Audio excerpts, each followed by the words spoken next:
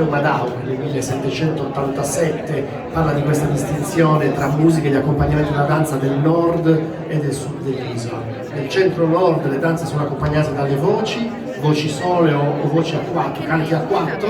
Nel sud dell'isola domina la musica strumentale. Lo strumento di cui parla Matteo Madao sono le Launeddas, lo strumento, direi, principe della musica sarda, uno strumento straordinario, unico, e colpisce intanto per queste fattezze molto semplici, sembra uno strumento esile, ma in realtà nasconde un linguaggio, un repertorio musicale estremamente complesso e raffinato, strumento fatto di canna, in realtà di diverse specie di canna, che si suona con questa tecnica del fiato continuo, cioè che consente di produrre un suono ininterrotto per diverse decine di minuti. Ma ciò che colpisce le Launeddas è soprattutto la musica. La musica per Launeddas ha un'architettura estremamente complessa, che si basa su delle cellule musicali, su delle unità musicali che sono dette nodas.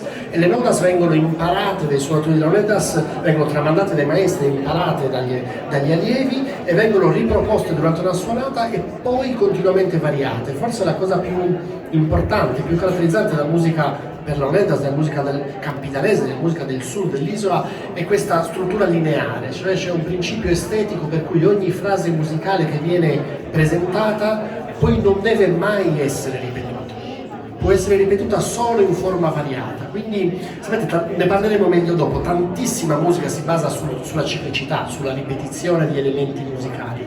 Nella musica delle Launeddas c'è un'estetica, c'è una bella intervista a un vecchio suonatore che diceva: è come un fiume che scorre, l'acqua che è passata non può tornare. Ecco, allora proviamo a ascoltare la musica per Launeddas in questa maniera, con queste frasi musicali che non si ripetono mai identiche, che scorrono continuamente, e la danza è strettamente legata a questo modo di concepire la musica. Cioè il passo base intanto è ben distinto tra il passo femminile, che è più semplice, più composto, il passo maschile che è più elaborato, più fioneggiato, più appunto virtuosistico, ma soprattutto c'è questo interplay continuo, c'è questa interazione continua, per cui il suonatore di Launeddas si fa ispirare dai passi dei ballerini e i ballerini ascoltano le Launeddas e interpretano con il proprio passo le Launeddas. Le Launeddas sono tipicamente uno strumento solista, cioè un suonatore suona da solo le tre canne che compongono lo strumento, ma in realtà si può suonare anche con più strumenti assieme. C'è un termine tecnico che identifica questa cosa, che è Cuncordia, cioè suonare a Cuncordia significa suonare con più Launeddas contemporaneamente.